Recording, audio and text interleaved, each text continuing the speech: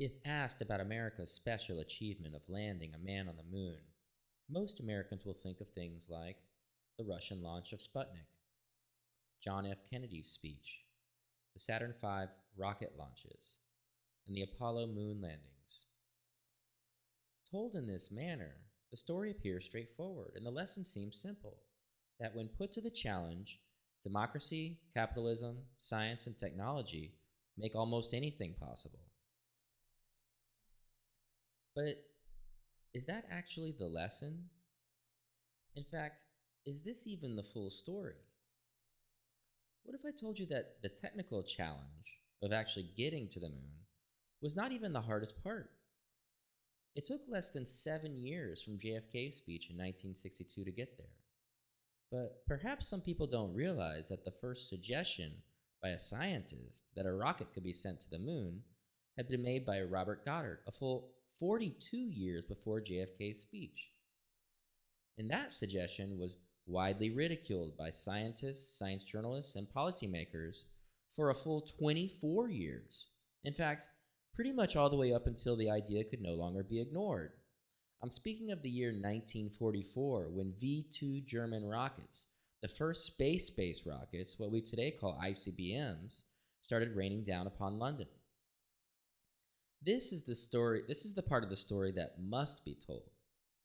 For when it is, the lesson of the moonshot completely changes from the overly simple narratives we are already familiar with to a story about the role of scientific controversies in innovation. It seems inconceivable to us today, but the idea that a rocket flew by pushing against the air behind it was a common misconception that even many scientists believed. Newton's laws, of course, dictate that a rocket moves by the reaction occurring within it. It travels forward because its exhaust is traveling in the opposite direction, and rather than helping make a rocket go, the presence of air actually slows it down. Thus, a rocket will not only work in a vacuum, it works better in a vacuum.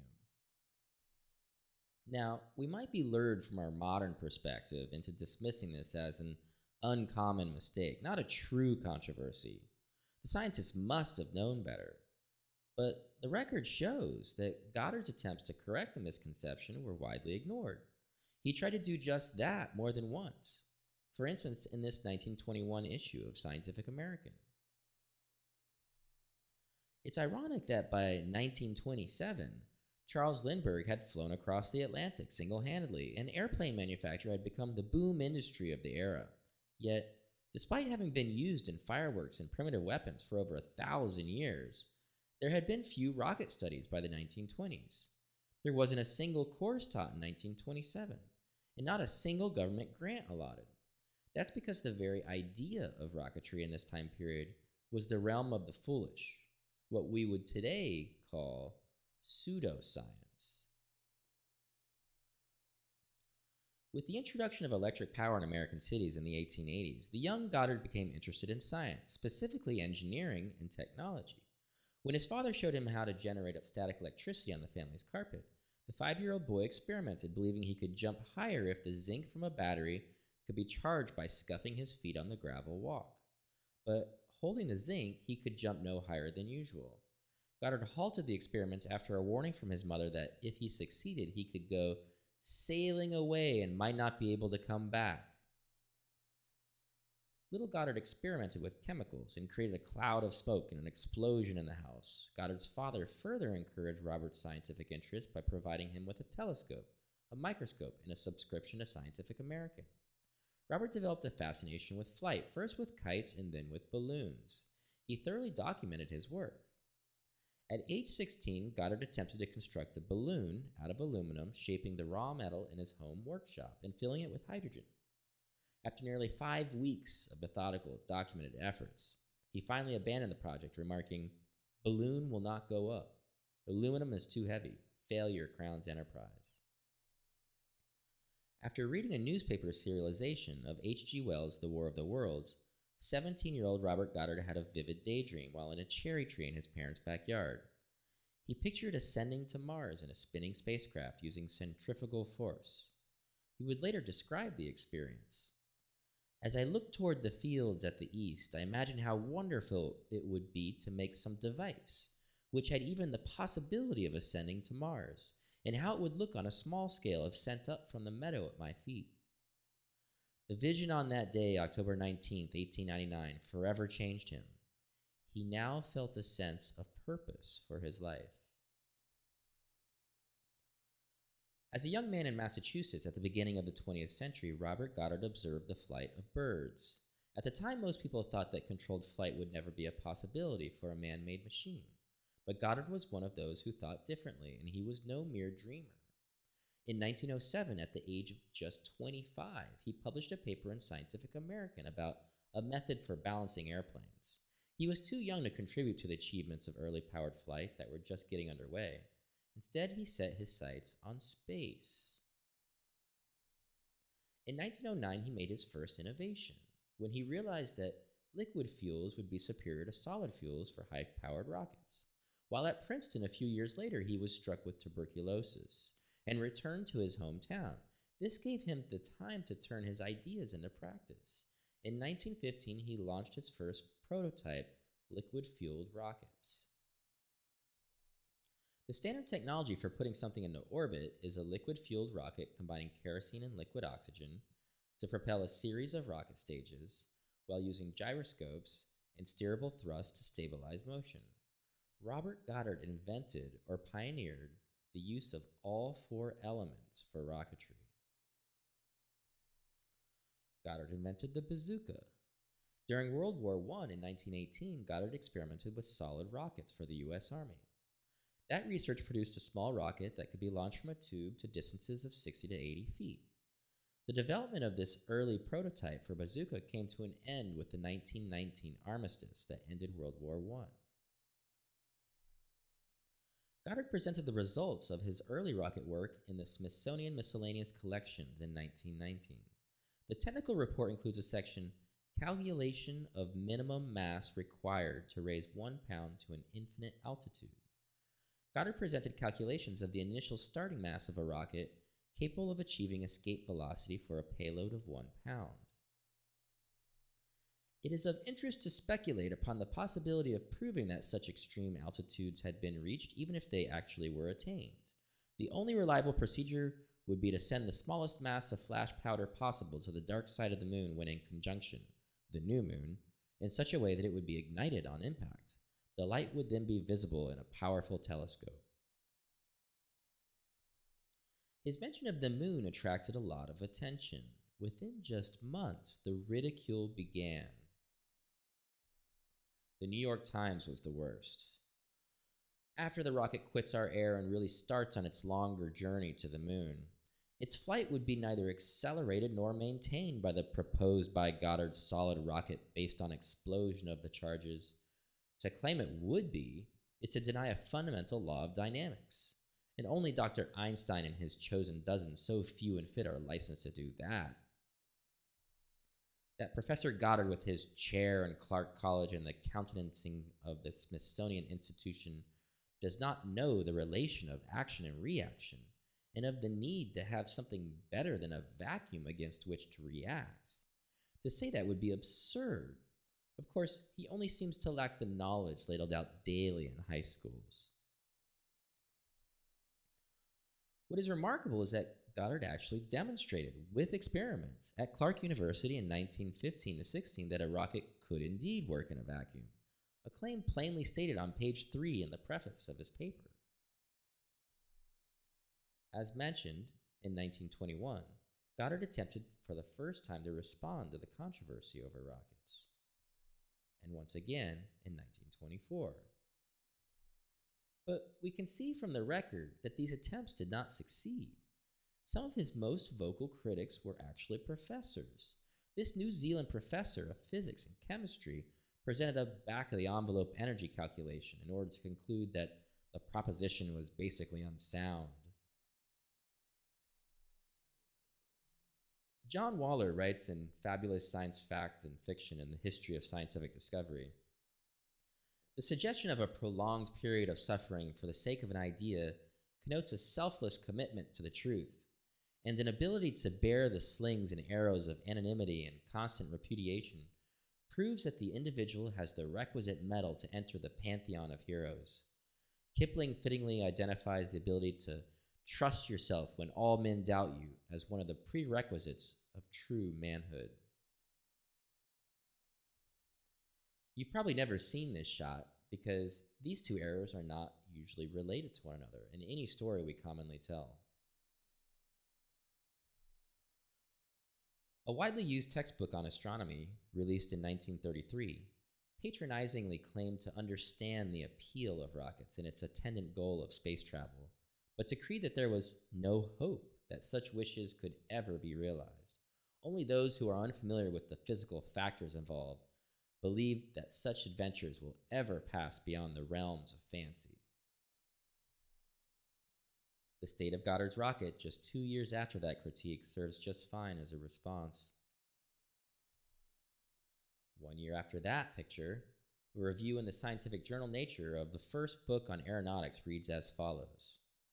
It must be said at once that the whole procedure sketched in the present volume presents difficulties of so fundamental a nature that we are forced to dismiss the notion as essentially impracticable, in spite of the author's insistent appeal to put aside prejudice and to recollect the supposed impossibility of heavier than air flight before it was actually accomplished. An analogy such as this may be misleading, and we believe it to be so in this case. The critique was signed with the unusual initials RVDRW. Goddard's rockets achieved an altitude of only 1.6 miles and a top speed of 550 miles per hour. Nobody can be confused with such numbers that he was trying to impress anybody. His purpose was to identify the best approach. Robert Anton Wilson once said, "Every fact of science was once damned. Every invention was considered impossible. Every discovery was a nervous shock to some orthodoxy. Every artistic innovation was denounced as fraud and folly. The entire web of culture and progress, everything on earth that is man-made and not given to us by nature, is the concrete manifestation of some man's refusal to bow to authority. We would own no more, know no more, and be no more than the first ape-like hominids if it were not for the rebellious, the recalcitrant, and the intransigent. As Oscar Wilde truly said, disobedience was man's original virtue."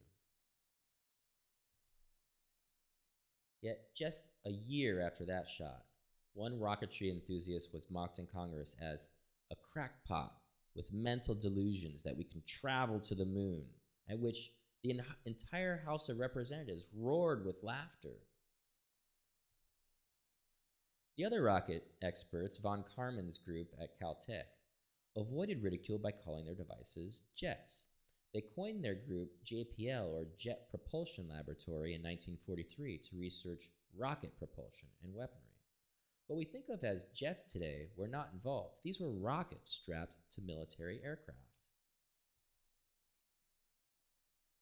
A full 2 decades after his review of the first aeronautics textbook in Nature, RVDRW was to become the new Astronomer Royal of England. This was 1956, and after President Eisenhower had announced the United States satellite program.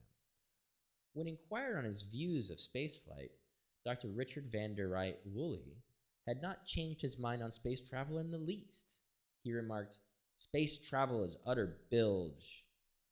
The newspapers did not allow him to forget this when Sputnik 1 went up the very next year. There's little doubt how Dr. Woolley steered the British government as a leading member of the committee advising them on space research. A blog titled "Crackpots Who Were Right" remarked that the scale of ridicule and mockery from the US press in reaction to Goddard's work must have come as quite a shock. The author explains, criticism such as this stung Goddard deeply. He was especially bothered by the accusation that he was capable of making a fundamental error in physics. Rocket historian George Pendle noted, ironically, it was in the United States that both public and professional opinion was especially hostile. It didn't matter that the New York Times was wrong and Goddard was right. Goddard felt humiliated. He moved to New Mexico and continued his rocket research away from the public eye. This public humiliation caused Goddard to retreat behind a wall of secrecy. Few people after that learned about the work he was doing. For those who might feel inclined to believe that Goddard's move to Roswell must have simply been for military reasons, and that the secrecy was intended, I must emphasize that recognition of Goddard's work amongst scientists and even the military was marginal. This failure to communicate, without a doubt, harmed the U.S. rocket program. Meanwhile, in Germany, scientist Hermann Oberth and his colleagues were electrified by Goddard's dream. They corresponded with Goddard for a while, then silence. While the U.S. rejected his work, elsewhere in the world, and especially in Germany, others saw its value and quickly started to build on it. This gave the Germans a startling lead in rocket science that culminated with the V-2 rockets launched against London during the war. Recall that Congress roared with laughter in 1941 at a rocketry enthusiast. By September 8, 1944, 3 German V-2 rockets hit their targets. Before the onslaught was over, the Germans would hit 3,000 targets. What is perhaps not widely understood by the public is that many of Goddard's inventions were found in these V-2s. Stabilization and steering devices, a gyroscope, and moving vanes set in the jet exhaust stream. In fact, there's a scene in one of the early Goddard documentaries titled Father of the Space Age, recording a conversation with a German scientist after World War II about the V-2s. The German scientist responds, "Why do you ask me these questions? Why don't you ask your own rocket pioneer, Dr. Goddard? We learn these things by studying him." The documentary then remarked that it was a final irony for a man labeled impractical by America's military leaders. As the war ended, Goddard died unaware that the Americans and Russians were secretly vying to capture German rocket technology.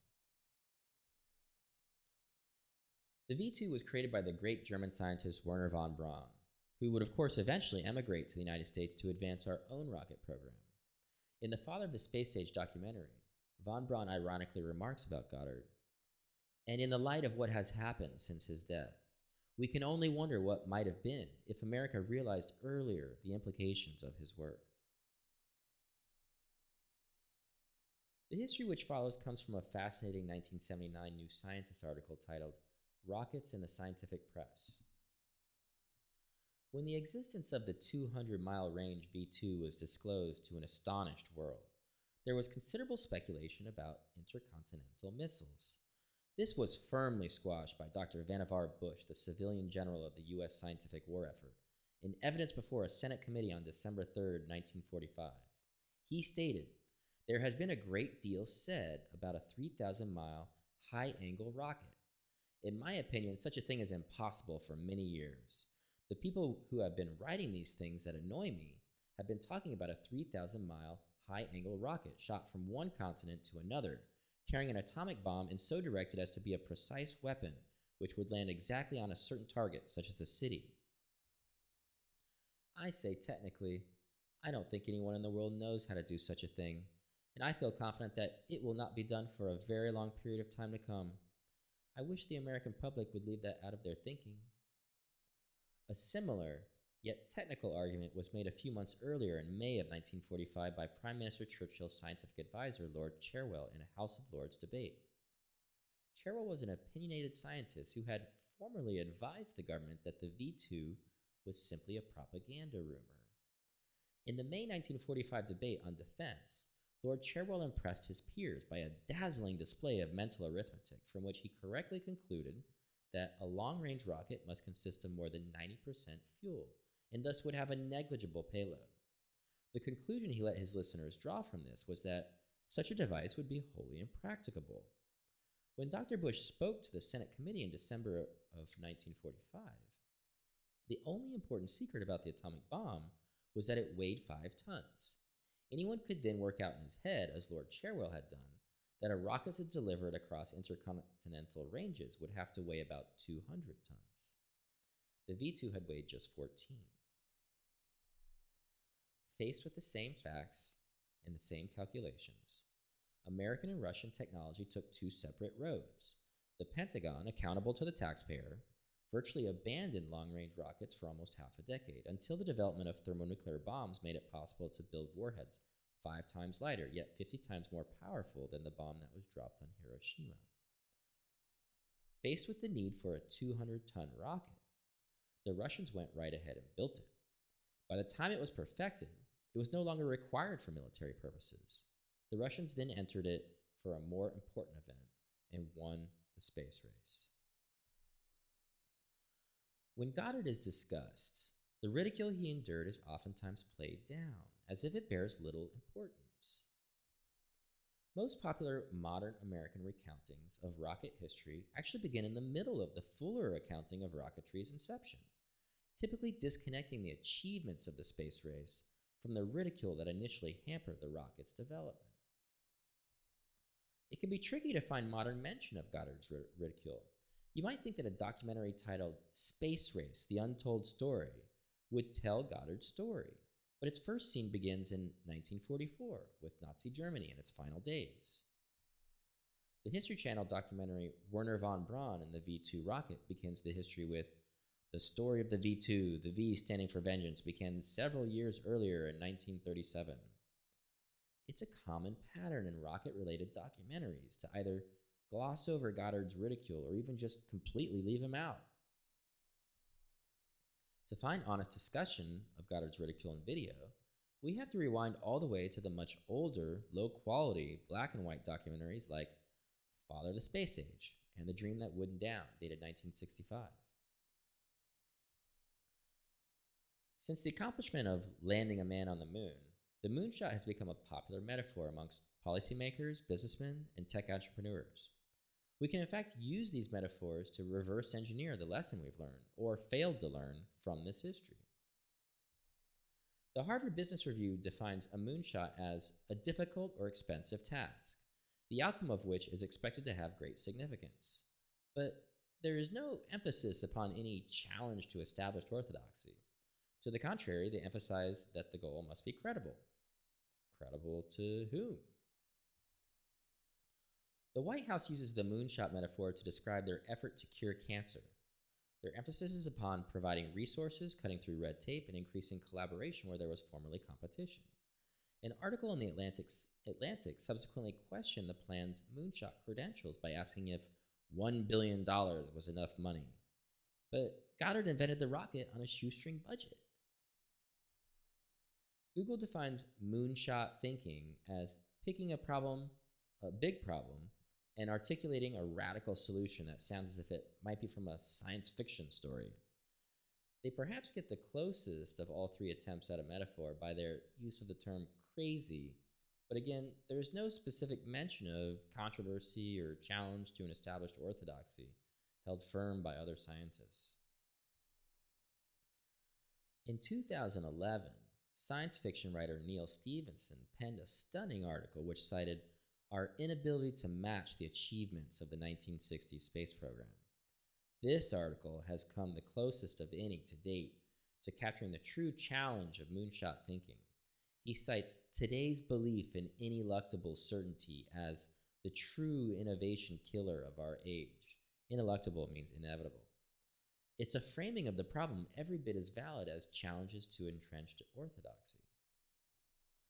And he gifts us with what would seem to be a compelling call to action for why we need to more thoughtfully engage scientific controversies so we can get big things done.